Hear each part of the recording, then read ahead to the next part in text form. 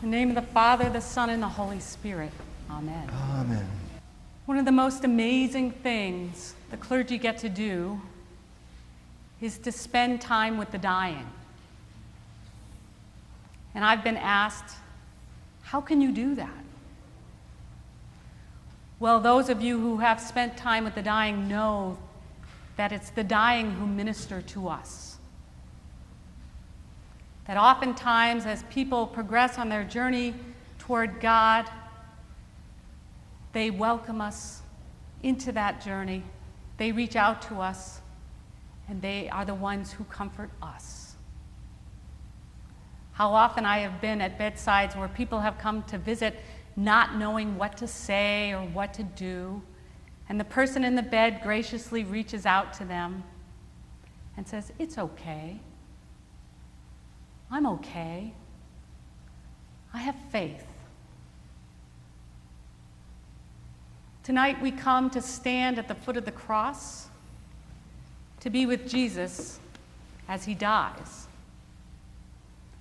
And in the midst of that horrible, suffering death, Jesus is ministering to those around him.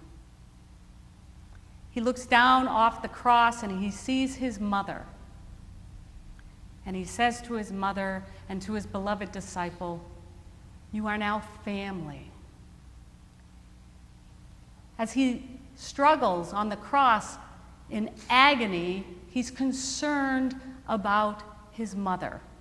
So he creates a new family for her to make sure that she is cared for. In the midst of his own struggle, he's still ministering.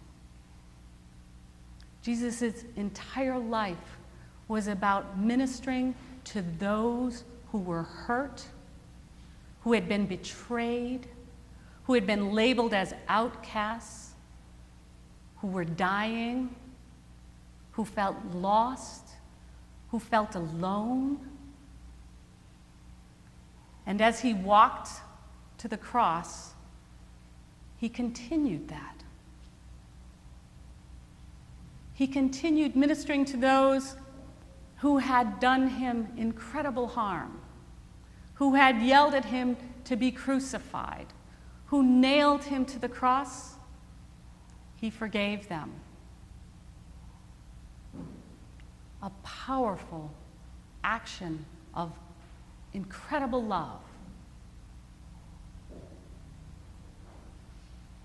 We gather around that cross and we watch how Jesus ministers in love to all, without exception.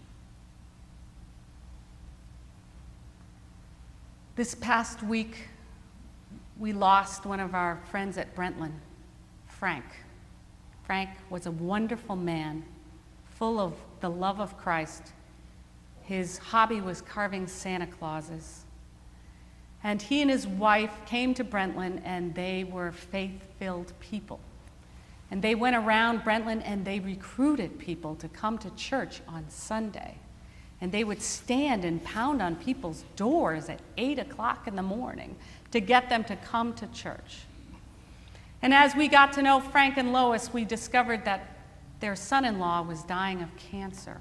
He had brain cancer, 50 years old, a son who's 16. And we began corresponding with Tom and Ann out in California on email. They were also faith-filled people. And Tom, in the midst of his suffering and pain, ministered to me over email. "Don't worry. I know I'm dying. I'll be okay. Take care of my wife." So after he died, we emailed Ann. She was concerned about her parents who wanted to go to California for the funeral. They couldn't go. And just a few months later, this past week, Frank died, and Ann flew out from California. I couldn't imagine. I didn't know what to expect from her. She had lost her husband and now her father. And when I met her at Brentland, she came up to me and I said, "How are you? How are you able to cope?" And she said, "It's only my faith that is sustaining me." It's only Jesus who's giving me strength to go one day at a time. And it's this community that surrounds Jesus that gives me strength and courage to continue. And it's knowing that the God I worship understands. That the God I worship understands my broken heart. And as she sat next to her mother, the community of Brentland came together. And they gathered around Lois, the people she had recruited to come back to church. And they held her hand and they sat next to her. And I asked Lois, "How are you doing?" She said, "I'm fine. I'm surrounded by my faith." The community that Jesus began to create as he suffered on the cross. An unusual death, one that tore the heavens open and opened up the heavens for us. Today we walked the Stations of the Cross downtown. And there were some young children carrying a heavy wooden cross. And as I walked with the priest from St. Mark's and St. John's, she said, "Those children attend my church. The ones carrying the cross. See that little girl? 6 months ago, her mother was taken away in handcuffs.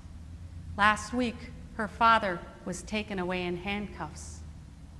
Yet she carries the cross." When they stopped and rested, I went up to the little girl and I said, "Wow, you're kind of small to be carrying that cross." And she said, "I have to carry the cross." I said, "Why is that?" She said, "Because I want to do something for these people who love me." And she pointed to the people who were walking behind the cross. They love me, they understand me, they know how I feel. I often hear the carols say that baby Jesus in the hay made no crying as he lay upon his manger's bed. But I believe that Jesus cried so he could feel and empathize with the child that's deep inside each lonely tear we shed. When I hear that Jesus wept, I know he understands. When I read that Jesus wept, I feel his gentle hands reaching out with God's compassion, healing wounds that sin has left.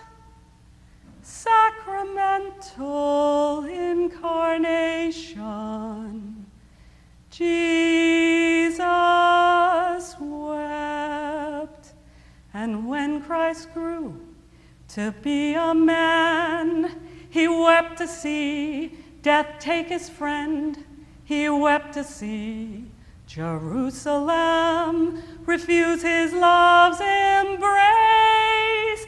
He understands the deepest part of every hurting human heart. He carries all the tears there are and covers them with grace. When I hear that Jesus wept, I know he understands. When I hear that Jesus wept, I feel his loving hands reaching out with love's compassion, healing wounds that sin has left. Sacramental incarnation, Jesus